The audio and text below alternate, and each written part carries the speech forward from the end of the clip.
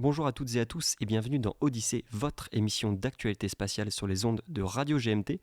Bienvenue dans notre 3e épisode de notre 5e saison. Avant de vous présenter l'équipe de ce soir, on a encore un invité de marque, mais on se passe notre petit générique.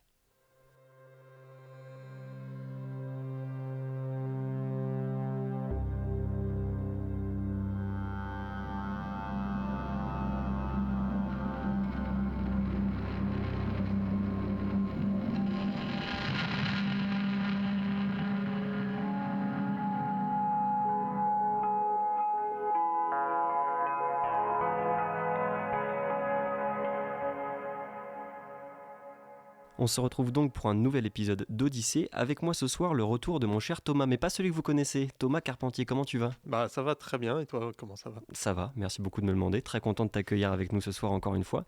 Qui dit Thomas Carpentier dit que notre deuxième Thomas s'appellera Tom. Comment tu vas, Tom ? Bah écoute, ça va, une nouvelle fois je dis au revoir à mon identité, mais pour une très belle raison, c'est que nous avons Thomas avec nous. Et puis parce que tu l'as souligné, comment ça va toi Simon ? Bah écoute, ça va bien. Fatigué, hâte que la semaine se termine, mais ça arrive donc ça va très bien. Et je suis très heureux aussi de pouvoir introduire notre cher William Rapin. Bonsoir William. Bonsoir. Tu vas bien ? Ça va, nickel. Très content de t'accueillir avec nous pour cette nouvelle émission.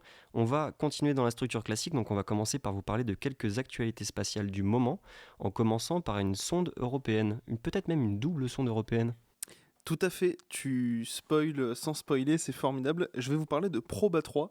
Alors, Proba 3, donc c'est un duo de satellites développé par l'ESA. Son lancement est prévu à l'automne prochain, si tout se passe bien qu'un retard ne soit pas inenvisageable. À bord d'un lanceur indien, PSLV-XL, je n'ai pas son nom exact, peut-être quelqu'un autour de cette table pourra me corriger, non ? Non, c'est les catégories de lanceurs indiennes, je les connais pas assez bien malheureusement. Donc voilà, donc ce sera lancé au courant de l'automne prochain, et donc cette mission a deux objectifs, en tout cas j'en ai souligné deux parce que je l'ai trouvé très cool.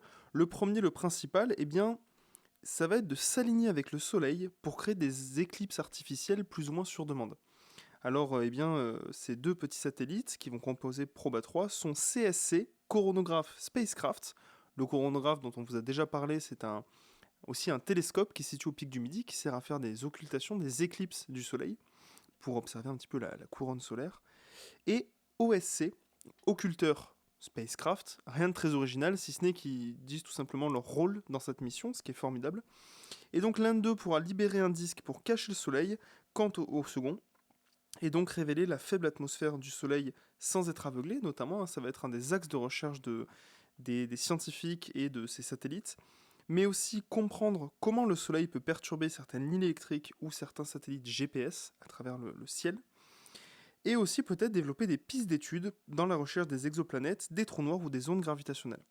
Alors comme je vous l'ai dit, il va y avoir un petit peu un deuxième objectif, c'est pas, disons, l'objectif premier de ces satellites puisque je viens de vous les énumérer, mais on va travailler sur le vol en formation. Alors le vol en formation, ça viendra peut-être à l'idée de tout le monde si je vous parle bien des avions de chasse, notamment au 14 juillet, on voit ces avions qui volent tous en formation, souvent en pointe, voilà. Et bien là l'idée ça va être de travailler, comme on le sait, il y a de plus en plus de satellites en orbite autour de la Terre, sur différents degrés d'altitude, et bien plutôt que tout le temps de faire des manœuvres d'évitement contrôlées, mesurées pour éviter le passage d'un satellite ou d'un débris, là ces deux satellites vont permettre d'entraîner les opérateurs de vol à faire des vols contrôlés, à travailler ensemble, faire des manœuvres d'évitement à deux, d'avoir toujours un peu cet angle de recherche un petit peu nouveau, donc ça peut être hyper intéressant, en sachant quand même que dans l'espace ils seront à peu près à 150 mètres l'un de l'autre, mais que cette distance peut se réduire jusqu'à 25 mètres, on va essayer de pas aller en dessous, parce que ça peut devenir un peu compliqué aussi, mais c'est un petit peu ça les chiffres. Ils vont être à une altitude à l'apogée de 60 500 km à peu près. Mais donc voilà, l'idée ça va être un petit peu ces deux objectifs, donc à la fois l'étude du Soleil, mais aussi des grandes questions, des grands mystères de notre univers, et puis un petit peu le vol en formation, donc ça se trouve en levant bien les yeux avec un bon télescope, on pourra avoir deux petits satellites comme ça qui se suivent à quelques 150 mètres de distance. Est-ce que vous, autour de la table, vous en avez un peu entendu parler, ça vous dit quelque chose, ça vous plaît ? Alors moi j'en ai entendu parler parce que tu m'as annoncé l'actualité que tu allais évoquer, sinon pas du tout. Et une question que je me pose, je sais pas si tu l'as dit, mais est-ce qu'on sait la date prévue de décollage mission pour l'instant ? C'est pas annoncé ? Sur le site de l'ESA et des deux articles que j'ai trouvés sur Proba 3, j'avais automne prochain. Ok, donc c'est quand même très proche. Ah oui, j'avais automne prochain, pas de date fixe pour l'instant, mais j'imagine qu'en plus, comme il doit y avoir le lancement, le lanceur côté Inde, qui doit Ouais. rentrer côté ISRO, qui doit rentrer en compte. J'imagine qu'il doit y avoir plein de paramètres à prendre en compte aussi. Donc, Mais en tout cas, c'est une mission qui est vachement intéressante et assez novatrice. Moi, j'aime bien le côté coronographe dans l'espace avec un satellite qui occulte l'autre. Je trouve que le principe est intéressant. À voir si ça aura une plus-value par rapport à des coronographes sur Terre. C'est ce que je me demande. Et surtout que l'étude du Soleil, c'est un peu quelque chose qui est très important en ce moment, parce que depuis quelques années, on a eu le lancement de Parker Solar Probe côté États-Unis, on a eu Solar Orbiter côté Europe, et donc il me semble qu'il y a une mission chinoise qui est prévue pour les années qui arrivent, mais là, peut-être que je vais un peu trop loin dans, dans mes réflexions. Mais l'étude du Soleil, c'est quelque chose qui est très actif en ce moment, et d'ailleurs, en parlant d'actualité, Parker Solar Probe a passé les 7 millions de kilomètres au-dessus du Soleil récemment, ce qui est un des points les plus proches qu'on ait jamais, si ce n'est même le plus proche qu'on ait jamais survolé du Soleil. Et donc, du coup, c'est une mission qui m'intéresse beaucoup. Du coup, je n'étais pas au courant de cette mission. Et donc, en apprendre plus sur la couronne du Soleil grâce à cette occultation comme ça, ouais, ça me passionne pas mal. Ouais. Ouais, je pense qu'en effet, il y a pas mal de choses à apprendre avec ça. Moi, je leur souhaite vraiment de réussir. Ça me rappelle que quand j'étais en école d'ingénieur, on avait parlé de ça. Et c'est une galère pas possible quand même de faire un vol en formation dans l'espace. Mais ce qui est sûr, en tout cas, c'est que les coronographes, c'est ce qui a appris à l'humanité l'existence de protubérances solaires. Et donc, on a compris que le Soleil était une énorme machine à produire de l'énergie par fusion nucléaire et quelles étaient les conséquences de ces choses-là pour l'environnement spatial. On a plein de choses à découvrir avec ça. Parce que vraiment, le coronographe, c'est le principe de distinguer du signal dans un bruit pas possible. Donc, en exactement ce problème-là, quand on cherche des exoplanètes, il y a toujours un Soleil et il y a une petite planète dont on veut chercher des informations. Là, par exemple, on a vraiment besoin de ça. ouais, puis ça donne presque envie, comme tu l'as dit. Moi, j'aime beaucoup l'idée de ces deux satellites qui vont partir un peu ensemble, soit satellites jumeaux, soit presque un peu une fanfiction un peu romantique entre ces deux explorateurs de l'espace qui vont aller chercher un peu des informations sur notre étoile. Moi, je trouve ça assez un peu cool, tu vois. Il y a un truc à faire derrière, je pense. Tu donnes les clés du storytelling à l'ESA, là, actuellement, c'est ça? C'est cadeau, hein. Retrouvez-nous sur Horizon très prochainement, peut-être qu'on fera un truc. Effectivement. Ben, on va rester dans la thématique de l'ESA. Moi, je veux parler d'un petit bout de lune sur la Terre. Et je ne parle pas à ce moment-là d'échantillons ramenés par des missions Apollo, mais bien d'une installation unique au monde, en tout cas présentée comme telle, qui s'appelle Luna, qui a été inaugurée en ce mois de septembre par l'ESA, qui est en fait un complexe d'entraînement pour les astronautes, mais pas que, j'y reviendrai, qui reproduit un environnement lunaire, majoritairement centré sur vraiment le sol lunaire, la composition des roches et du régolithe.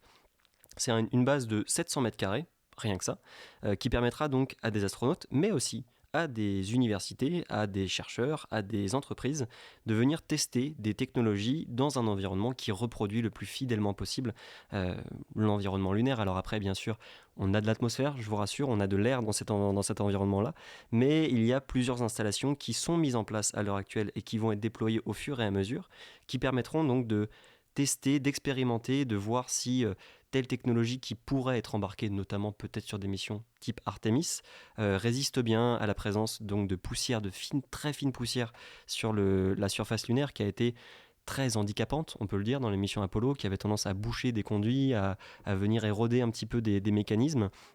Donc c'est, d'après ce qu'il présente, vraiment une installation qui est unique et qui donc pose la question, si on peut dire, de est-ce que ça va nous donner encore plus de chances de voir des astronautes européens dans les premières missions habitées Artemis. Mais en tout cas, moi, ce que je me dis, c'est que c'est une très belle collaboration qui est portée par l'ESA et par la DLR, donc l'agence spatiale allemande, et qui, pour l'instant, permet déjà aux astronautes comme Thomas Pesquet, Matthias Maurer et tous les astronautes européens de se faire de belles candidatures, disons, pour être les premiers Européens à poser le pied sur la Lune.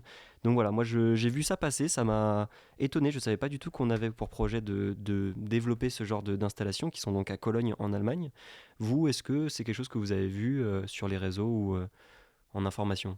Moi, j'avais vu passer, en effet, pour l'inauguration, j'avais vu la date de l'inauguration, et surtout, ce qui m'avait encore plus étonné sur le côté un peu, justement, étonnant de cet endroit, c'est la vitesse à laquelle ça a été construit. C'est en à peine un an que l'ESA a réussi à construire cette base lunaire en Allemagne. C'est un an, c'est quand même très court pour un bâtiment et une zone de 700 mètres carrés, comme tu le disais. C'est allé très vite, donc c'est ça, je pense, qui m'a le plus surpris. Et après, l'importance de ces zones-là, on peut le revoir justement par rapport à William, dont on parlera après, mais on a pas mal de terrains martiens dans plusieurs bases spatiales. Il y en a un au CNES, il y en a un au JPL à Pasadena. C'est l'importance de pouvoir tester justement tous les matériaux et le matériel dont on a besoin pour les missions spatiales. Et en effet, je pense que pour l'ESA, ça va être une arme assez majeure dans les années qui arrivent. Et ça a été fait très rapidement et c'est pas terminé en fait. Ils vont installer notamment un système de poulies, etc., de traction pour simuler la gravité lunaire, parce que pour l'instant elle n'est pas présente. Ils veulent installer aussi un réplica entre guillemets de module lunaire de mémoire et une rampe inclinable pour voir comment les astronautes pourront gérer la mobilité et surtout peut-être les dévers, etc., sur la Lune. Donc voilà, c'est quelque chose qui est en construction mais qui a déjà été officiellement inauguré. Ouais, ça a l'air d'être quand même quelque chose d'hyper pointu, comme tu l'as dit, il y a beaucoup de technologies qui vont être déployées. Et de la même manière où on voit que les astronautes passent toujours par la NASA pour aller s'entraîner dans leur grande piscine, sur leur terrain et tout ça, peut-être qu'on va être amené à recevoir en Europe des astronautes américains qui vont venir s'entraîner, et bien justement à bosser sur la Lune plus tard en Europe. Et l'image, je trouve qu'elle serait assez cool, justement, que ce soit nous qui tractions vraiment les astronautes en Europe vers un entraînement un peu plus fixe, un peu plus régulier, en vue des missions Artemis. Je pense que c'est un but à moitié caché, très honnêtement, hein, parce qu'on sait que l'Europe souhaite avoir sa position privilégiée. Elle l'a déjà, hein, en participant à la capsule Orion notamment et à son module de service. Mais on a vu que les Japonais ont eu l'assurance d'une place vraiment très belle sur une future mission Artemis en fournissant, je crois, le futur rover lunaire. Donc à mon avis, l'Europe s'est dit, nous aussi on va fournir un truc important. Et du coup, on arrive avec cette base Luna. Voilà. Moi, c'est tout ce que j'avais à en dire. Je sais pas si veut réagir. Ok, je vais pouvoir te passer donc la parole, mon cher Thomas. Je crois que tu voulais nous parler de quelque chose plutôt en orbite terrestre. En effet, mais surtout on va revenir pas mal dans le temps parce que il y a quelque chose dans le système solaire. Quand on parle de planètes dans le système solaire, à part la Terre, une des premières qui nous vient, c'est Saturne avec ses magnifiques anneaux, forcément. Mais il y a une étude qui est sortie récemment dans un papier justement de géologie où il y a à peu près 465 millions d'années, il semblerait que quand les êtres vivants qui nous ont bien précédés s'ils pouvaient lever la tête vers le ciel, ils auraient pu voir des anneaux autour de la Terre, puisqu'il semblerait qu'il y a 466 millions d'années, il y a un astéroïde qui venait de la ceinture d'astéroïdes qui se situe entre Mars et Jupiter, a été capté par la gravité terrestre et est resté pendant quelques millions d'années avant d'atteindre ce qu'on appelle la limite de Roche. La limite de Roche, c'est là où quand on la dépasse, la gravité terrestre ou la gravité d'un objet va venir briser le deuxième objet parce qu'il s'est rapproché trop, justement, il s'est trop rapproché. Et donc cet astéroïde aurait dépassé cette limite, aurait été brisé par la gravité terrestre et aurait donc formé un anneau autour de la Terre. Et petit à petit, cet anneau serait tombé vers la Terre. Et c'est pour ça que ces chercheurs ont trouvé pas mal de signes d'astéroïdes qui avaient la même composition et qui étaient datés de la même période autour de l'équateur. Et donc en fait, cet anneau aurait été autour de l'équateur. On peut donc penser que la Terre avait eu des anneaux il y a 466, 465 millions d'années. Et c'est resté quelques millions d'années tout au plus, mais c'est quelque chose qui est assez fréquent finalement dans le système solaire, puisqu'on sait notamment que, pour rester dans la thématique martienne, qu'à terme, Mars aura également des anneaux, puisque ces deux lunes, que sont Phobos et Deimos, qui sont aussi, c'est en discussion, mais potentiellement des astéroïdes qui ont été captés par Mars, vont eux aussi atteindre à un moment cette limite de Roche, et donc vont former des anneaux autour de Mars. Et il est également question, justement par rapport à Mars aussi, qu'il y a encore plus longtemps, qu'il y avait aussi potentiellement déjà eu des anneaux autour de Mars. Et donc des anneaux autour de planètes, c'est pas si étonnant que ça. Et justement, pour la Terre, on n'a pas l'habitude, mais il faut imaginer qu'on en a eu, même avant Saturne, puisque les anneaux de Saturne dateraient d'il y a à peu près 100 millions d'années. Donc on aurait été les premiers avant Saturne, potentiellement. Et en fait, comme tu le disais, c'est pas si rare parce qu'on les voit beaucoup moins, voire on les voit pas du tout à l'œil nu, mais en fait les géantes de notre système solaire en ont également, donc Neptune et Uranus, qui ont été observés, je sais plus si c'est Uranus ou Neptune qui a été observé par JWST justement, les deux, ok, les deux mon capitaine, et effectivement on pense que Mars en a eu il y a très longtemps, qu'elle en aura sûrement, alors pas de notre vivant très clairement, mais que en fait c'est un phénomène un peu cyclique, et en tout cas ça peut être un phénomène cyclique, et les anneaux de Saturne sont très particuliers parce que effectivement très épais, assez denses quand même, mais pour autant c'est pas quelque chose qui est si unique en fait. On pense que nous on a un peu la vision du truc très original, très surprenant, alors qu'en fait c'est plus ou moins une logique de mécanique spatiale qui est assez courante. Très belle. C'est dense, mais on arrive à passer dans les trous. Effectivement, ça c'est un truc aussi, on croit souvent dans la science-fiction que c'est très dur de C'était une grosse passer. incertitude. On ne savait pas vraiment la densité à quoi s'attendre. Il y a de la matière qui, c'est pas de la matière noire, mais de la matière qui rayonne mal, et on ne savait pas à quoi s'attendre, mais Cassini est passé plusieurs fois dans les trous, et il n'y a pas eu trop de problèmes. Il y a eu des impacts, il pense qu'il y en a eu, ça c'est sûr, il y a des dommages, mais non, c'est possible. Ils ont dû croiser les doigts très très fort quand même, je pense. Oui, je pense qu'ils ont serré les fesses. Et puis surtout, la grande particularité par rapport à Saturne, c'est que c'est la composition des anneaux qui sont plutôt de la glace d'eau. Là où en effet, pour les autres planètes géantes, donc Jupiter, Saturne Jupiter, Uranus et Neptune, là c'est beaucoup plus en effet plutôt de la poussière des cailloux, liée à potentiellement le même mécanisme avec des astéroïdes, etc. Là où pour Saturne, ce serait plutôt une lune gelée qui a été brisée et qui a donné tout ce système d'anneaux. Qui est assez fascinant, et surtout quand on le voit un peu, quand on le voit de tranche, on le voit quasiment pas en fait, mais il faut savoir que ça peut monter jusqu'à 10 km de hauteur dans des petites montagnes en fait finalement dans les anneaux, mais avec un télescope on peut très bien voir tout ça. On entend beaucoup parler dans la science-fiction des anneaux aussi, dans des planètes. Même sur Terre, on pourrait avoir un anneau. Si on continue avec les débris spatiaux, il faut faire attention. Là, ce ne sera pas de la glace. Plus qu'un anneau, ce sera une belle capuche, je pense, finalement. Mais moi, je trouve ça hyper cool, si ce n'est qu'il y a un point qui me fait chier, c'est que si Phobos et Deimos viennent à se rentrer dedans, moi, j'ai quand même un tatouage qui intègre Mars et ses 2 lunes, donc ça va être tout à refaire.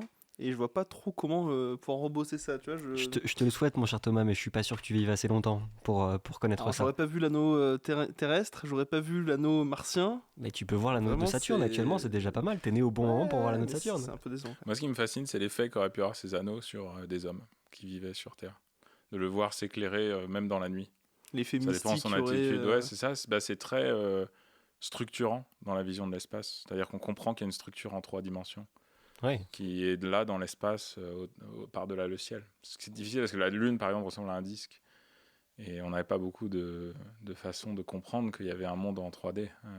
Ce qu'on peut presque s'imaginer, c'est que si, dans une époque antique beaucoup plus récente, on avait pu voir les anneaux terrestres, peut-être que la cosmologie, comme on l'a conçue à l'époque de la Terre est au centre de tout et le Soleil de ça, qu'est-ce que ça aurait été si en plus on avait un anneau doré la nuit qui était là. Ouais, je pense qu'on aurait eu un problème spatial beaucoup plus tôt. La théorie de la Terre plate n'aurait pas tenu si longtemps, malheureusement. Oh la vache. Alors là, je vais faire l'historien chiant, mais cette théorie de la Terre plate, finalement, n'est qu'un hoax de la part des gens de l'époque moderne, de l'époque de la Renaissance, puisqu'on n'a jamais cru que la Terre était plate pendant l'Antiquité et le Moyen-Âge. Voilà pourquoi il nous faut des historiens autour de cette table. Voilà. Mais d'ailleurs, dans cette publication, j'avais cru voir aussi qu'ils expliquaient comment l'anneau avait pu occulter le Soleil, enfin en tout cas une partie de la lumière du Soleil, et impacter du coup le développement des formes de vie qui étaient sur Terre à ce moment-là, et de la végétation bien entendu. Donc franchement, hyper intéressant à creuser, je pense. Et c'était tout récent, donc on va sûrement en entendre parler dans les prochaines semaines et les prochains mois. Je pense qu'on va, sur une thématique spatiale un peu énigmatique, enchaîner vers notre point Space Culture, mais je vais laisser Tom, nous en dire un peu plus. Oui, merci Simon. Alors, il se trouve que j'ai quelque chose à vous faire écouter, puisque l'autre fois on bossait avec les gars de Good Morning Toulouse sur quelques enregistrements qui sont passés par la radio, et on a un peu tourné les capteurs pour s'amuser sur les autres radioamateurs qui pouvaient passer en live autour de nous, et on a capté un signal un peu inconnu. J'ai contacté notre ami Olivier Bernet pour savoir un petit peu s'il avait quelques indices mathématiques à nous fournir. Il se trouve que ce signal viendrait des étoiles. Donc je n'ai pas plus d'informations à vous en dire pour l'instant, si ce n'est qu'on va vous passer cet enregistrement que j'ai capté, ce message venu d'ailleurs, et puis on va essayer un peu au fur et à mesure de nos émissions de trouver une réponse à cette énigme.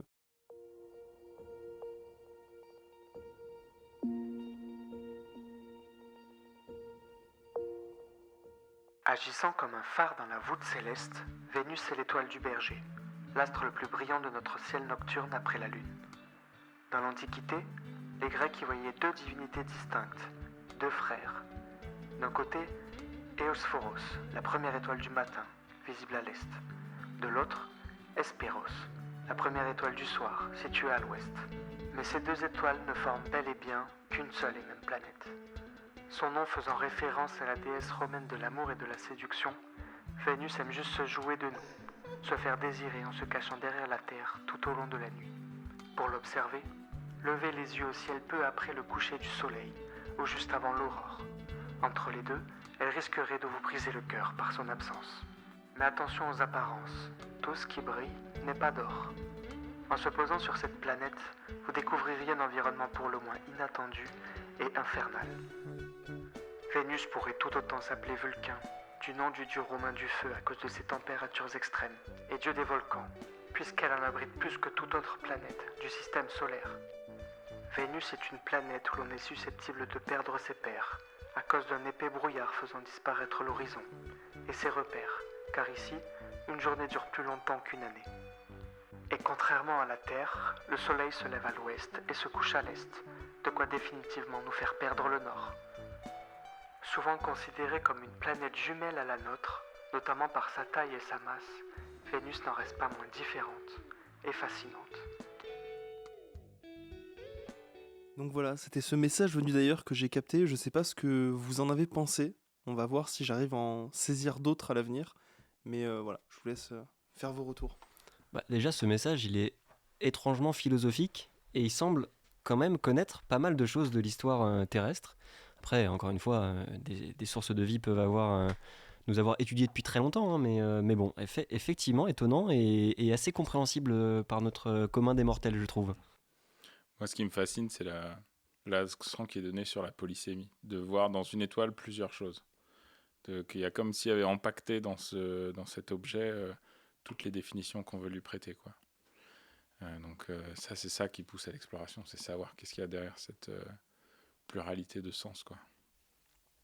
Et puis surtout, par rapport à Vénus, du coup, en effet, on sait maintenant que c'est plutôt un enfer. Et donc, c'est une planète qui nous intéresse énormément, même à l'avenir, puisqu'il y a plusieurs missions qui vont partir, qui devraient partir d'ici les années 2030-2032 pour Vénus. Donc, on en saura peut-être plus par rapport à tout ce que ce message a voulu nous porter grâce à ces missions-là.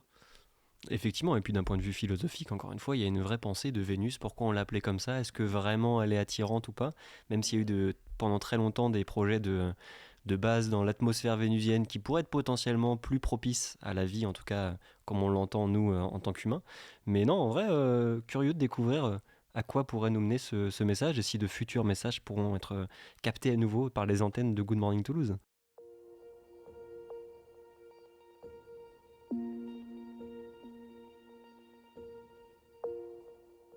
Après cette petite incursion inattendue, un petit peu atypique, on va pouvoir rentrer sur un sujet plus terre-à-terre, quoique, parce qu'on va quand même parler plutôt de la planète martienne. Est-ce qu'on a la chance d'avoir aujourd'hui un géologue martien? Est-ce qu'on peut te présenter comme tel? Oui, non, je suis partie de la section géologie du CNRS. C'est pas mon origine de formation, mais j'ai appris beaucoup de géologie. Disons que je suis pas un géologue terrestre, mais je suis un Effectivement. géologue martien. Et pour tous les fans de Big Bang Theory, j'ai posé la fameuse question à William dans son portrait d'espace que je vous invite à aller découvrir parce que moi, ça me fait du bien. Et parce qu'effectivement, la géologie n'existe pas que sur Terre, elle peut s'intéresser aux paramètres propices ou non à la vie sur d'autres astres du système solaire et bien plus loin encore, mais on n'est pas rendu là pour envoyer des outils dans d'autres systèmes. Mais donc, William, est-ce que tu as eu des premières recherches très marquantes? On va y revenir, mais comment ça s'est passé ton introduction au monde martien en tant que géologue ou ta formation de géologue pour t'adapter au monde martien aussi? C'est plutôt ça que j'essaie de comprendre, comment des compétences en géologie arrivent à se transposer à un monde aussi différent que la planète Mars. Alors moi, je suis vraiment entré en géologie par la porte martienne, vraiment. Et parce que c'était celle qui était ouverte à ce moment par ces données incroyables qui nous venaient, qu'on n'arrivait pas à expliquer totalement. Et il fallait creuser pour comprendre à quoi on avait affaire. Qu'est-ce que c'était que cette planète? Qu'est-ce que c'est que ces cailloux? On tâtonne par analogie. Hein, la géologie, vraiment, c'est de gérer par des principes d'analogie, c'est-à-dire que on essaie de comprendre ce qui justifie une roche parce qu'elle ressemble à une autre. Donc ça, c'est un argument, le premier niveau qu'on puisse avoir en géologie. Mais Mars casse les codes sur ces points-là. Il y a quand même des choses qui commencent à sortir de l'ordinaire. Et donc là, il faut rentrer dans la technicité. Il faut essayer vraiment de décortiquer toutes les données qu'on a sur une roche pour essayer de comprendre qu'est-ce qu'on peut en savoir et en déduire et trouver une idée qui permet d'expliquer sa présence. Et cette idée va potentiellement traverser des âges. Et elle va les traverser, puisqu'on sait que Mars, c'est pour ça qu'on y va, on traverse des âges de 4 milliards d'années. On est dans les premières centaines de millions d'années d'existence du système solaire. Donc on est vraiment à une époque où la vie balbutiait sur Terre. Et on a accès à ces roches. Elles sont là, toutes fraîches, devant nous, sur Mars. Il suffit de se poser. Donc c'est vraiment, il faut comprendre le message qu'elles empaquettent. Et pour ça, il faut aussi sortir des dogmes terrestres. Donc moi, j'ai beaucoup appris en allant chercher des géologues sur Terre qui sont spécialistes des roches par analogie. Et en dialogue avec eux, j'ai appris ce que signifiaient les roches terrestres, mais j'ai appris avec eux, avec leur étonnement, quand je leur ai montré ce qu'on voyait et pourquoi c'était différent d'après les mesures, qu'on avait affaire à quelque chose des fois un peu différent qui nous apprenait encore autre chose. Et donc c'est comme ça que qu'on a construit ensemble les connaissances de Mars qu'on essaie d'établir aujourd'hui, sachant que je dirais, 99% des roches, on connaît quasiment rien par rapport à ce qu'on pourrait faire sur Terre. C'est le rôle du retour d'échantillons d'ailleurs. Donc il y a énormément de suspense vis-à-vis de ce que nous réserve réellement Mars. Ouais. Il nous reste encore plein de choses à découvrir, mais tu as quand même très récemment fait une découverte majeure et très intéressante qui vous a valu avec l'équipe avec laquelle tu travailles bien entendu, une publication dans la prestigieuse revue Nature en 2023. Est-ce que tu peux nous expliquer un peu plus ce que vous avez découvert et quel sens ça a et revenir un petit peu sur les outils que vous avez utilisés pour mettre au point cette analyse très fine du sol martien? Oui, c'est vrai que ce jour-là, je m'en souviendrai le jour où on a vu ce truc. Ça c'est pas venu tout de suite, du tout, mais j'avais compris qu'on avait affaire à un truc différent. Parce que ça faisait des années, donc j'avais une sorte d'ancienneté sur cette mission qui fait que je vois quelque chose de différent. On est quelques-uns à être anciens sur cette mission, et donc elle a maintenant 12 ans, donc au bout du c'était 9 ans, à peu près 9 ans de mission, on tombe sur cette espèce de motif. Dans une succession de roches sédimentaires, on continue de gravir un édifice sédimentaire. Donc c'est un empilement de roches qui s'est litifié après s'être déposé. Et donc plus on monte, plus on parcourt les âges de plus en plus jeunes, mais tout ce massif est très ancien. Et dans ce massif-là, qu'on arrive à monter en pente douce, on découvre un motif qu'on n'a pas vu jusqu'à présent. Jusqu'à présent, on voyait surtout des dépôts de lacs, de rivières, qui étaient un peu la chose qu'on a découvert en arrivant, qui ressemblent vraiment aux lacs et rivières terrestres, à quelques détails près, mais ça a l'air de coller. Et là, on ne savait pas la modalité d'existence de ce lac. Est-ce que c'était un lac couvert de glace? Est-ce que c'était un lac éphémère? Il n'y avait rien dans la nature des roches qui nous permette de comprendre la modalité et le cycle hydrologique de l'eau. Ça pouvait être vraiment un lac couvert de glace. Ça pouvait être un lac très éphémère, où tout se soit déposé d'un coup. On n'avait rien pour le contraindre. Là, la formation qu'on découvre, c'est un motif dans les boues séchées, littéralement c'est ça, qui est diagnostic d'un séchage et d'un mouillage, mais répété. C'est pas possible de faire ce motif autrement qu'en séchant et en mouillant cette boue, et donc en rajoutant un petit peu de boue à chaque fois, très très très peu, et en cyclant ça un très grand nombre de fois. Et l'épaisseur de cette formation montre qu'il y a peut-être des millions d'années qui sont écoulées, avec un cyclage très haute fréquence. Ça, tout d'un coup, pour la première fois, ça posait une modalité sur le cycle de l'eau qui existait à cette époque. On ne sait pas comment fonctionnait le cycle de l'eau. Sur la Terre, on a la chance d'avoir des vents qui apportent des nuages, qui font cycler l'eau sur les massifs qui se précipitent. On sait qu'on a ce cycle rapide sur Terre. Mais c'est pas donné. Sur Mars, par exemple, on pourrait être sur une planète extrêmement sèche, avec de temps en temps une comète qui tombe, de temps en temps une éruption volcanique, et puis de l'eau, puis après ça s'éteint. Et puis de nouveau, il n'y a rien pendant longtemps, très sec. Ça, c'est pas des conditions pour la vie, par exemple. Mais cette condition répétée, c'est la première fois qu'on avait vraiment un ancrage géologique pour dire non, mais attendez, on a l'intuition que ce lac, il avait un cycle de l'eau, on voit des couches et que ça. Là, vraiment, on a un fondement tangible pour dire il y a un cycle, il y a un retour de l'eau régulier, et il y a un séchage de l'eau régulier. Pourquoi ça, c'est important? Parce que déjà, on est similaire à la Terre, mais surtout, sur Terre, indépendamment, on travaille sur comment on en vient à la vie à partir d'une planète inerte. Et les recherches de cette dernière décennie, c'est un domaine de recherche vraiment ingrat de bosser là-dessus, parce qu'il n'y a juste rien à se mettre sous la main. Il n'y a que des théories et des religieux en face. Donc vous avez des religieux qui ne veulent pas que vous fassiez ce travail-là, parce que ça contredit, ou alors certains ouverts d'esprit, qui sont très contents de faire ces recherches, mais par contre, malheureusement, il n'y a rien à se mettre sous la main. Les roches terrestres de l'origine de la vie ont disparu. Donc on fait des théories, on fait des manips, on fait des labos, on cherche comment la matière organique devient aussi organisée que nous. Notre corps, comment elle devient ce vivant en fait. Et un point commun de ces manips, c'est d'avoir montré que la polymérisation, on est un grand tas de polymères, ce qui permet de faire des molécules qui s'auto-organisent avec des réactions autocatalytiques, c'est des cyclages.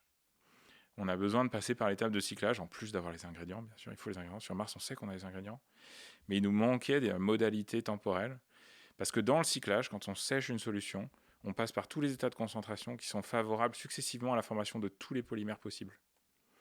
Et si on répète ça suffisamment rapidement, les polymères, au lieu de finir par se détruire dans de l'eau diluée ou dans un environnement trop sec, trop longtemps, ils s'accumulent. C'est-à-dire qu'on renouvelle le mouillage et on ressèche, et les polymères n'ont pas le temps de se détruire, ils s'accumulent. Et donc on a une machine à créer de façon aléatoire plein de polymères. C'est exactement ça, un des processus qu'on pense être à l'origine, par processus aléatoire, de l'origine de la vie. Et on a trouvé pour la première fois sur Mars une preuve tangible de ce phénomène. Donc on a un laboratoire à échelle planétaire qui a un processus géologique qui est susceptible d'être à l'origine de la vie. Tu parles de vie, ça me fait une très bonne transition avec ma question. C'est vrai qu'aujourd'hui, quand on entend des Elon Musk qui nous disent qu'ils veulent aller coloniser Mars, mettre des bases stables, quand on a des gens qui pensent que Mars c'est l'avenir parce que la Terre va se détruire, ça, on a une quantité de discours qui est immense, tant elle est riche et différente. Toi, qui étudies Mars, qui étudies justement la vie passée ou en tout cas la présence d'eau, qu'est-ce que t'en penses? Qu'est-ce que tu dirais à tous ces gens qui disent que Mars c'est un petit peu l'alléluia de notre avenir? Je pense que Mars, comme un territoire nouveau, est livré en pâture à toute la complexité de l'humanité. Et cette complexité de l'humanité comprend aussi ses désirs de conquête, qu'on peut considérer comme délétères. Mais malheureusement, ça vient en package, on s'en rend bien compte aujourd'hui. On ne peut pas empêcher ce hype. Il faut avoir la sagesse de voir qu'est-ce qu'il y a derrière. Derrière l'entreprise de SpaceX, il y a des technologies qui ont leur mérite. Mais ces ambitions, peut-être, elles ont leur immaturité aussi. Par contre, il y a quelque chose qui s'établit au fur et à mesure, c'est nos connaissances. Et ce qu'on est en train d'apprendre sur Mars est vraiment révolutionnaire. Si on trouve comment la vie apparaît dans l'univers, les processus fondamentaux à l'origine de la vie, les religions vont être bouleversées, les philosophes vont être bouleversés. Donc on change de paradigme en fait. Donc sur Mars nous attend une mémoire qui a le potentiel de changer notre perception de notre place dans l'univers et ce que l'univers a à nous offrir potentiellement. Justement, tu parles un peu de questions philosophiques, mais d'un point de vue scientifique, imaginons qu'on arrive à enfin ramener les échantillons de Persévérance dans les 10 prochaines années, ou les échantillons chinois également dans la même période. À quel point il faudrait qu'on ait des preuves que ce soit bel et bien une trace de vie, ce qu'on voit? À quel moment on pourra vraiment dire, là, c'en est une?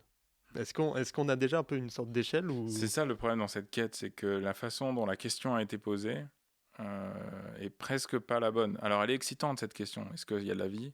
On a l'impression que la réponse est binaire. Mais on est beaucoup dans une culture binaire, parce que c'est excitant, là, oui ou non, il y a un suspense incroyable.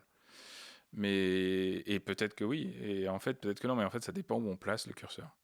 En fait tout ça, ça révèle qu'on est typiquement en train d'explorer une région floue qui a échappé aux connaissances humaines jusqu'à présent, qui est la transition entre le vivant et le non-vivant. Et en fait, on peut considérer qu'il y a un spectre, il y a toute une aventure, il y a toute une odyssée à l'échelle moléculaire qui mène à des échecs, c'est pas qu'une réussite, c'est plein de ramifications de l'organisation de la matière organique qui a mené à des échecs absolus, qui ne sont jamais auto-reproduits, jamais aboutis à une forme qui aurait pu, mais dont les circonstances ont mis fin à ces chaînes.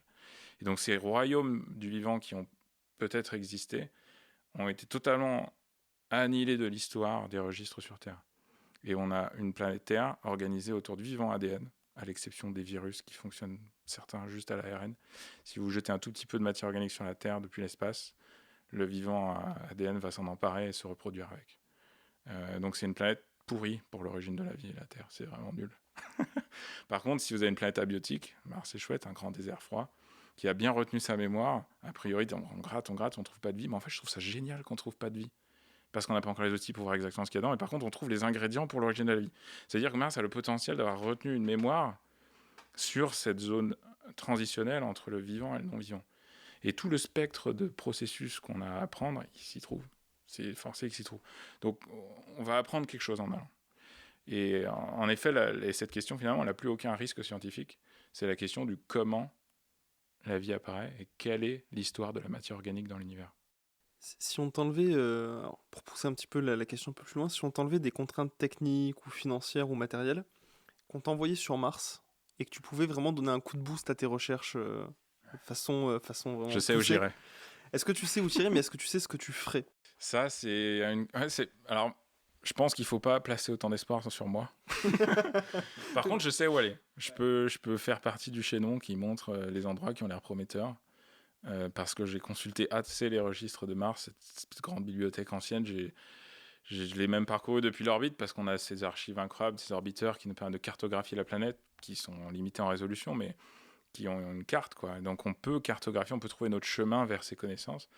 Et maintenant, j'ai des bonnes idées d'où aller. Malheureusement, je ne pense pas qu'il n'y a que G0 qui est intéressant, là où on va ramener des échantillons dans la prochaine décennie. Il n'y a pas beaucoup d'autres efforts de retour d'échantillons qui sont aussi intenses que cela, donc on va devoir se contenter de G0, ils vont nous apprendre beaucoup de choses. Donc il faut absolument faire ça. Mais nos connaissances évoluent à toute vitesse, surtout grâce à Curiosity, et aussi grâce aux autres missions qui sont en cours. Et donc oui, je saurai où guider. Et par contre, les analyses de laboratoire, quand on prend un échantillon, moi je ne sais pas utiliser le synchrotron au soleil pour savoir l'organisation de la matière organique, les chaînes moléculaires, ça c'est pas ma spécialité. Donc heureusement, on est une immense communauté, il y a des gens dont c'est la spécialité, qui vont faire des mesures incroyables pour savoir. L'ADN a été découvert comme ça. On les a mis, quand on a découvert à faire des rayons X assez puissants, on a réussi à cartographier les molécules. Et on a compris que c'était une double hélice. Mais il a fallu énormément de travail avant d'arriver à ça. Donc maintenant, on sait qu'on peut arriver à cartographier la matière, et donc comprendre quels sont ces agencements, quelle est cette auto-organisation qui a pu se produire sur Mars. Si elle s'est fossilisée, on pourra le faire avec des techniques très avancées. Ouais. Et tu nous as parlé donc de tes découvertes très récentes avec le rover Curiosity qui a une très belle vie derrière lui. On en a déjà parlé dans le podcast et on pourra y revenir à d'autres moments. Mais quels seraient les futurs développements sur ta mission, sur votre mission? Là actuellement, il se passe quoi avec Curiosity? Là en ce moment, le quotidien est plutôt réglé. C'est-à-dire qu'on a une petite arthrose, il y a le bras qu'on peut pas, faut faire gaffe. Il y a des trous dans les roues, donc on fait gaffe où on roule. Et puis on a rationalisé un peu l'usage du laser parce qu'il y a une carte électronique qui commence un peu à déconner. Donc on fait qu'une observation par jour. On est un peu un petit pépé. On se lève le matin, on a besoin de notre café, on fait un petit truc et après on se recouche. Rappelle-nous son âge à Curiosity? Il a 12 ans maintenant presque. C'est effectivement un vieux pépé dans le milieu des rovers. Ouais. C'est ça. Un vieux pépé au plutonium. Ouais. Mais du coup, qu'est-ce que vous arrivez à faire avec cette observation quotidienne? En fait, le fait est qu'on avance et on est dans un endroit qu'on n'aurait jamais espéré être. On n'a fait que progresser. Donc on est dans une progression constante. On fait qu'avancer dans un massif sédimentaire où on change à chaque fois qu'on monte de temps progressivement géologique. On défend d'autres unités. Là, on a une énorme surprise récemment. Je sais pas si on a trouvé du soufre natif, quasiment pur. Et moi, j'ai une petite idée pour l'expliquer, mais ça va mettre du temps à s'élaborer. Donc, on reviendra dessus plus tard. Je veux dire, dans une année. Mais non, on roule, on avance et on va vers des temps différents. On va explorer des temps géologiques différents.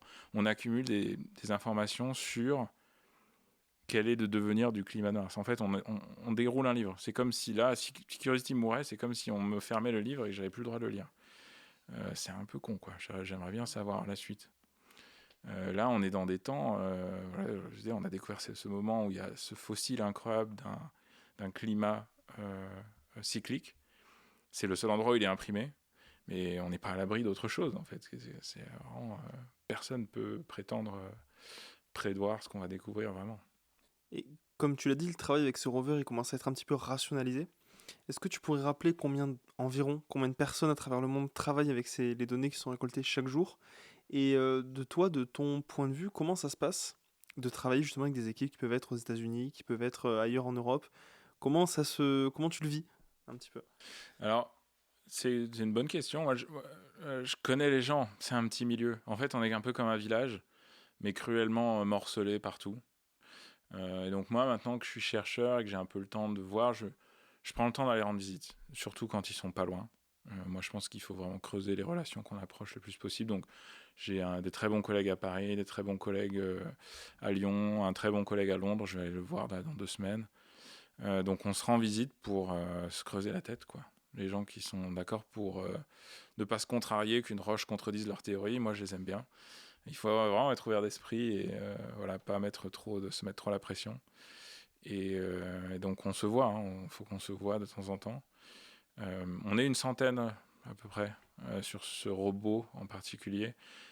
Vraiment tous les jours, on est quelques dizaines à vraiment s'alterner pour opérer. Au début de la mission, on était 300. Mais petit à petit, les gens partent. Moi, je trouve ça dommage parce qu'on est dans un endroit incroyable et on a besoin d'être nombreux. Clairement, on n'est pas assez nombreux à regarder les données. Moi, j'aimerais qu'on ait plus d'argent pour faire de la recherche. Mais bon, ça, c'est ce qu'on vit dans notre époque en ce moment. On a une abondance de données, mais pas assez de monde pour les regarder. Et pour revenir un peu justement sur le côté rationalisation, mais surtout peut-être même banalisation, on avait eu une discussion il y a quelques semaines de ça, tous les deux, où on avait abordé un point où, justement sur l'étonnement et à quel point ça change d'une année à l'autre, comment on est étonné par quelque chose. Au départ, on va être étonné par les roches qu'on va voir, mais après, au bout d'un moment, ça fait plusieurs fois qu'on les voit, donc on n'est plus tant que ça étonné de les voir. Donc Oui. comment est-ce qu'on gère ça justement On le gère en gérant les questions. C'est-à-dire quelque chose dont on est très habitué à voir. Il suffit de poser la bonne question pour de nouveau s'en étonner. Par exemple, si je pose la bonne question sur cette table, elle va être peut-être très étonnante. Mais voilà, et donc il faut vraiment, c'est les forces scientifiques qu'il y a derrière, c'est quelque chose de complètement nouveau. Bien sûr, ça va par défaut nous étonner, c'est la nature qui nous frappe par une nouvelle. Mais il faut suivre le fil des questions. Donc ça, c'est vraiment notre rôle d'être dans les questions. Et pour ça, c'est important de ne pas être trop tout seul. Je prétends pas à moi tout seul poser toutes les bonnes questions, parce qu'après, il faut y répondre. Mais avec ta connaissance quand même relativement précise et fine de Mars aujourd'hui, selon toi, quelles seraient les découvertes hypothétiques qu'on pourrait faire sous peu avec les moyens qu'on a à l'heure actuelle? Parce qu'en pensant des technologies futuristes, ça serait très différent, mais à l'heure actuelle, quelles seraient les pistes de découverte qui pourraient arriver dans les prochaines années, 10 prochaines années, avec ce qu'on a actuellement sur Mars? C'est une bonne question. Il y a plein de choses qu'on ne comprend pas encore. C'est intéressant que tu questionnes les moyens actuels. Les moyens actuels, on les utilise au maximum. Malheureusement, on ne peut pas prédire ce qu'on va faire avec les moyens actuels parce qu'on fait que utiliser ce qu'on peut. Donc on va peut-être être complètement surpris, mais ça, c'est dur à prédire. Par contre, moi, j'essaie de proposer des missions futures. Et donc là, il y a d'autres endroits où aller sur Mars qui peuvent nous apprendre des choses fondamentales. Par exemple, la Terre a eu un champ magnétique, mais on ne sait absolument pas quand est-ce Mars a eu un champ magnétique, la Terre en a un actuellement, heureusement. Mais on ne sait pas quand est-ce qu'il est apparu, par exemple. On ne sait pas depuis quand on doit ce champ magnétique. Pourtant, on sait qu'il est indispensable aux échanges entre l'atmosphère et l'espace. Et Mars peut nous offrir des connaissances sur la façon dont apparaît le champ magnétique. C'est une surface extrêmement ancienne. On peut aller dans des endroits pour comprendre comment se déploie un champ magnétique planétaire. Quelle est l'histoire précoce d'un champ magnétique, comment il se déploie au début du système solaire, dans ce système en formation avec plein d'impacts. Qu'est-ce qui fait fonctionner cette petite machine jusqu'à que ce champ protège l'atmosphère de l'ingérence des vents solaires, quoi. On a aussi la formation de la croûte et le recyclage, les cycles chimiques à long terme. On les doit sur Terre à la tectonique des plaques. Eh bien, Mars a une surface comme une sorte de... qu'on comprend très peu. Par exemple, tous les hauts plateaux sont situés dans le sud, rassemblés. Tout le sud est 6 km plus haut que le nord. On ne comprend pas pourquoi ça. Mais il y a toute une histoire en fait empilée. Il y a probablement une croûte enfouie qui a une diversité qu'on n'a pas encore à aller chercher, qu'on voit depuis l'orbite, on devine, mais on ne peut pas le savoir avec les moyens actuels. Donc c'est la question des moyens actuels. Moi, je pense qu'il faut aller chercher plus près parce que le potentiel de ces choses-là, c'est de nous apprendre comment fonctionne un système planétaire qui se met en route, en fait. À quoi on doit la tectonique des plaques sur Terre aujourd'hui? On ne le sait pas sur Terre. À quoi on doit le champ magnétique initialement? On ne le sait pas, comment il se met en route.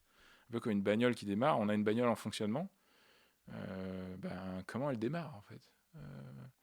Donc, à moins d'avoir cliqué sur le démarreur et de comprendre le moteur, voilà, ce que Mars va nous apprendre, c'est un peu de mécanique. Tu as parlé du cycle de vie de Mars, justement, de la disparition de cette eau. Et souvent, on peut entendre qu'on compare un petit peu la vie de Mars à la potentielle cycle de vie de la Terre, ce qui pourrait éventuellement un jour nous arriver. Et est-ce qu'aujourd'hui, on arrive à déterminer un petit peu la suite de la vie de Mars ? Est-ce qu'on peut imaginer qu'un jour, elle soit, j'ai envie de dire, allez, pour parler vulgairement, un peu plus propice à la vie, sans parler de la réapparition de l'eau ? Ou est-ce qu'on pense que ça va être qu'une décroissance vers un enfer qui va se rapprocher un peu plus de ce qu'on a comme conditions sur Vénus, sur d'autres planètes ? Est-ce qu'on a une idée de vers quoi cette planète elle tend ? Dans son état naturel, on est actuellement dans une ère géologique. Il n'y a pas de changement climatique en cours sur Mars. Cette ère géologique, elle dure depuis déjà 3 milliards d'années. Ça, c'est ce qu'on appelle amazonien, c'est un terme qu'on a nommé comme ça. En fait, c'est une ère géologique dominée par les oxydes ferriques. Mais il se passait des choses quand même dans cette ère. Il y a des petites perturbations, il y a des grandes régions chaotiques où il y a eu des éboulements pas possibles sur des régions entières. C'est-à-dire l'hydrosphère est gelée, mais de temps en temps déstabilisée. C'est l'amazonien. Cette ère peut continuer encore longtemps. Le problème, c'est que Mars a perdu son champ magnétique. Donc même s'il y a une injection de gaz dans l'atmosphère, elle ne fera que le perdre en continu parce qu'elle est érodée par le vent solaire. Donc vous pouvez essayer de la terraformer et d'augmenter le nombre de volatiles. Tant que vous ne résolvez pas le problème du champ magnétique et de l'érosion par le vent solaire, cette planète est un peu condamnée. Mais moi je l'aime pour ça, parce que c'est un grand frigo. Elle a bien préservé son époque ancienne. C'est un temple fabuleux de mémoire. Mais du coup, comme tu l'as dit, Mars est condamnée à, entre guillemets, perdre tout ce qu'elle a dans son atmosphère. Elle en a déjà perdu une grande partie parce qu'il y a sur les les temps géologiques. Sur les temps géologiques, absolument. Mais du coup, toi, tu t'intéresses pas à ce qu'il y a dans l'atmosphère, mais ce qu'il y a dans les sols. Et moi, la question que je me suis posée, c'est les sols sont si bien conservés parce que sur Mars, il n'y a pas de phénomène tectonique. C'est ce qu'on sous-tend, en tout cas en termes de théorie à l'heure actuelle. On ne peut pas le prouver parce qu'on n'était pas là il y a 4 milliards d'années. Mais comment on peut... Je te pose une question qui est naïve parce que tu as dit qu'on ne savait pas aujourd'hui sur Terre comment fonctionnaient les mouvements tectoniques, mais, ou en tout cas quelle est leur origine. Mais du coup, comment on explique que sur Mars, il n'y en ait pas, si on l'explique ? Ou comment on le pense ? On le pense. En tout cas, on le théorise. Et on le voit aujourd'hui. Le flux de chaleur de Mars, on était censé le mesurer avec InSight, mais ça n'a pas très bien marché. En tout cas, tel qu'on peut le contraindre aujourd'hui, même avant InSight, il est faible. La croûte de Mars est rigide jusqu'à une profondeur bien plus grande que sur Terre. Donc il y a une chaleur sur Mars, il y a une petite chaleur interne. On ne sait pas encore très bien jusqu'à quelle profondeur on a quelle chaleur. Le gradient thermique est encore peu contraint, mais déjà un peu contraint. C'est une planète rigide. En fait, juste, elle a perdu sa chaleur, elle est plus petite. Et l'idée, c'est que les deux sont faits du même matériau, la Terre et Mars, c'est le même disque d'accrétion, globalement. Mars a eu un peu plus d'eau et de soufre et de volatiles parce qu'il était plus proche de la banlieue. Donc il s'est fait bombarder par des météorites qui étaient glacés bien plus que la Terre. Donc, paradoxalement, Mars a reçu beaucoup plus de volatiles pour former des océans, pour faire tout un tas de réactions qui peuvent avoir lieu en surface ensuite, avec beaucoup plus de volatiles à dégazer par les volcans. Mais du fait de sa petite taille, le flux de chaleur en fait a grandement diminué. Sa chaleur interne a été perdue plus vite. C'est comme deux objets, vous mettez les deux au four, il y en a un petit, un gros. Quand vous le sortez du four, il y en a un qui va refroidir beaucoup plus vite, c'est celui qui est petit. Ok, écoute, sur cette explication très claire, moi je propose qu'on s'arrête là pour cette première partie. On a bien compris que d'ici une année ou deux, on pourrait te réinviter et que tu aurais peut-être de nouvelles choses à nous dire, mais en tout cas, avant de te remercier, mon cher William, je tiens à remercier l'équipe. Donc merci beaucoup Tom et merci beaucoup Thomas. Je me suis peut-être trompé dans l'émission, excusez-moi. Merci d'avoir été avec nous. Déjà merci à toi Tom d'encore une fois avoir participé. Ça fait très bizarre de t'appeler comme ça, mais participer à organiser cette émission. Donc je te laisse un petit mot de revoir. Ouais, merci beaucoup à vous deux. Merci beaucoup à William d'avoir été avec nous. Merci. Plus, qui a été présent aussi avec nous au deuxième Space Apéro. Je tiens à le rappeler pour ceux qui éventuellement été là. Merci beaucoup.